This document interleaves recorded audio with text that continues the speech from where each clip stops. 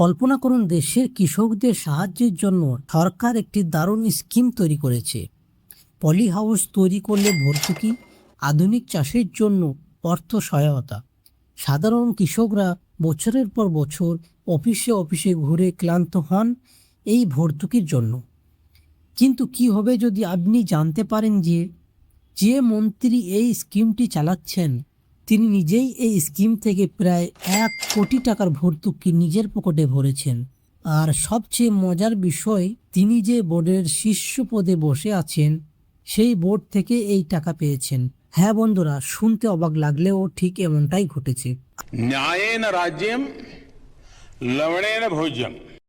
আজ আমরা বিশ্লেষণ করব কিভাবে কেন্দ্রীয় কৃষি প্রতিমন্ত্রী ভাগীরথ চৌধুরী নিজেরই মন্ত্রকের অধীনে একটি প্রকল্প থেকে 99.03 লক্ষ কোটি টাকার ভর্তুকি নিয়েছেন। এটা কি শুধুই কনফ্লিক্ট অফ ইন্টারেস্ট বা স্বার্থের সংঘাত, নাকি এর চেয়েও বড় কিছু? চলুন পুরো বিষয়টা সহজ ভাষায় বুঝে নিই। ঘটনাটা শুরু হয় রাজস্থানের জিডওয়ানা কুচমান জেলার পিহো গ্রামে। দ্য ইন্ডিয়ান এক্সপ্রেস এর একটি তদন্ত প্রতিবেদন থেকে জানা যায় এই গ্রামে কেন্দ্রীয় কৃষিমন্ত্রী ভাগীরথ চৌধুরীর একটি বিশাল পলি হাউস খামার রয়েছে, যেখানে বাণিজ্যিকভাবে শসা চাষ করা হয়। এই প্রকল্পের মোট খরচ দেখানো হয়েছে 1,99,00,000 টাকা। তিনি এইচডিএফসি ব্যাংক থেকে 1.49 কোটি টাকা লোন নিয়েছেন এবং তার নিজস্ব বিনিয়োগ ছিল 49.8 লক্ষ টাকা। নিয়ম অনুযায়ী কেন্দ্রীয় কৃষি মন্ত্রকের অধীন মিশন ফর ইন্টিগ্রেটেড ডেভেলপমেন্ট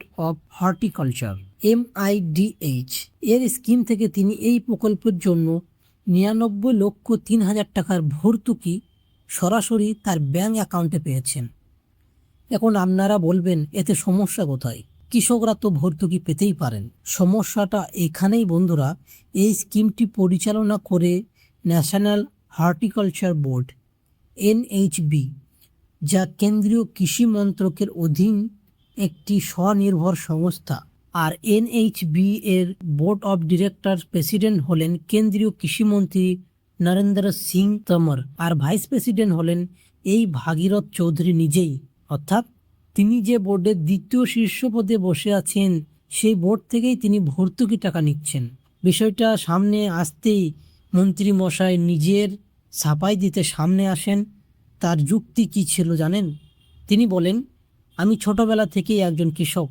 তিনি দাবি করেন তিনি এই ভর্তুকির জন্য আবেদন করেছিলেন 2018 সালে, যখন তিনি মন্ত্রী হননি। এছাড়াও তিনি তার খামারের বাইরে একটি বড় সাইনবোর্ড লাগিয়ে রেখেছেন, যেখানে এই ভর্তুকি এবং লোনের কথা স্পষ্টভাবে লেখা রয়েছে। শুনতে লজিক্যাল মনে হচ্ছে, তাই না? কিন্তু এখানেই আসে আসল টুইস্ট। 2018 সালে প্রথম আবেদন করেন, হার্ড কপি দেরিতে পৌঁছানোর কারণে রিজেক্ট হয়। পরবর্তীতে পুনরায় আবেদন 2026 সালে 11 মার্চ NHB এর চূড়ান্ত ছাড়পত্র।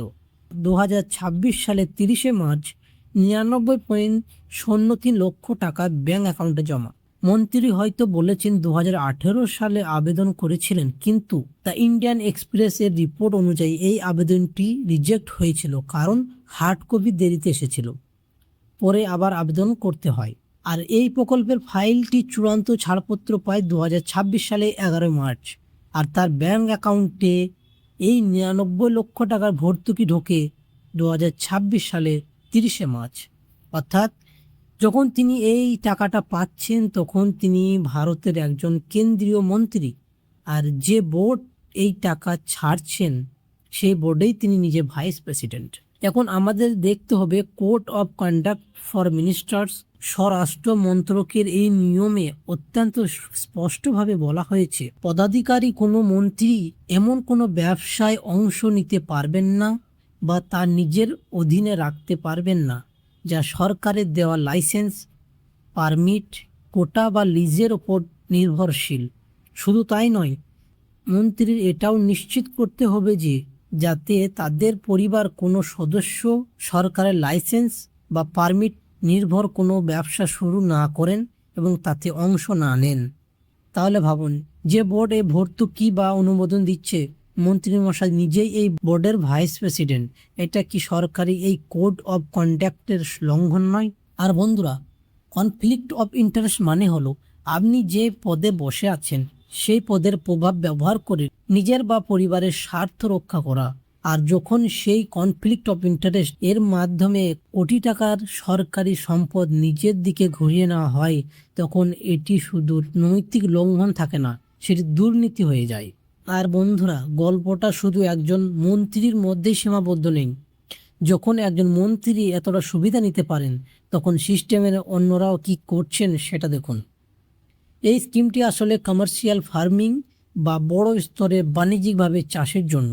তদন্তে আরও উঠে এসেছে নরেশ পাল গাংওয়ার নামে একজন সিনিয়র আইএএস অফিসার, যিনি কেন্দ্রীয় সরকারের মৎস্য ও পশুপালন মন্ত্রকের সচিব, তার স্ত্রী, মা এবং ছেলে এই একই স্কিম থেকে মোট 1,16,00,000 টাকার ভর্তুকি পেয়েছেন।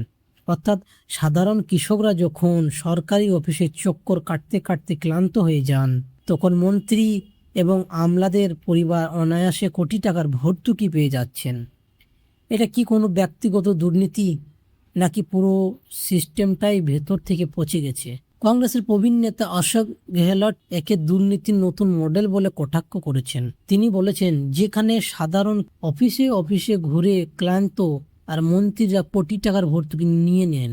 পবন খেরা বলেছেন, প্রবাদ আছে, দানশীলতা নিজের ঘর থেকে শুরু হয়, কিন্তু বিজেপির ক্ষেত্রে নিয়মটা হলো ভর্তুকিও নিজের ঘর থেকে শুরু হয়। তিনি আরও বলেছেন, তিনি একই ব্যক্তি আবেদনকারী, অনুমোদনকারী, কর্তৃপক্ষ এবং সুবিধাভোগী, তিনটি ভূমিকা একই সঙ্গে। এটা স্পষ্ট লুটপাট। আর 2014 সালে সরকার আসার সময় যে স্লোগান দেওয়া হয়েছিল, না খাউঙ্গা না খানে দুঙ্গা, আজ সেই স্লোগান নিয়ে বিরোধীরা প্রশ্ন তুলছেন, কিন্তু আজ সেই স্লোগান কোথায়? सब चंगासी। বন্ধুরা, হতে পারে কাগজ কলমে সমস্ত নিয়ম মেনেই এই টাকা দেওয়া হয়েছে, কিন্তু যখন একজন ক্ষমতাশীল মন্ত্রী এবং সরকারি আমলারা নিজেদের প্রভাব খাটিয়ে সরকারের স্কিম থেকে কোটি টাকা সুবিধা নেন এবং কোড অফ কন্ডাক্ট এর মতো নিয়মকে বড় আঙুল দেখান, তখন দেশের গণতান্ত্রিক ব্যবস্থা এবং স্বচ্ছতার উপর মানুষের বিশ্বাস কতটা থাকে? আর বন্ধুরা, আজ যদি একজন কৃষি প্রতিমন্ত্রী নিজের মন্ত্রকের স্কিম থেকে কোটি টাকা নিয়ে নেন, তাহলে সাধারণ কৃষকদের জন্য এই দেশে কি বাকি রইল?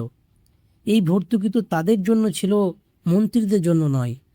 আপনাদের কি মনে হয়, এই ধরনের স্কিম থেকে কি মন্ত্রীরা বা আমলাদের নিজেদের সরিয়ে রাখা উচিত নয়? নিচে কমেন্ট করে অবশ্যই আপনাদের মতামত জানান। ভিডিওটি ইনফরমেটিভ মনে হলে শেয়ার করুন সবার সাথে, যাতে দেশের মানুষ সত্যটা জানতে পারে। দেখা হচ্ছে পরের ভিডিওতে। অনেক ধন্যবাদ। এই বিষয়ে সম্পূর্ণ তদন্ত রিপোর্টের লিঙ্ক নিচের ডিসক্রিপশনে দেওয়া আছে, আপনারা চাইলে বিস্তারিত পড়ে দেখতে পারেন।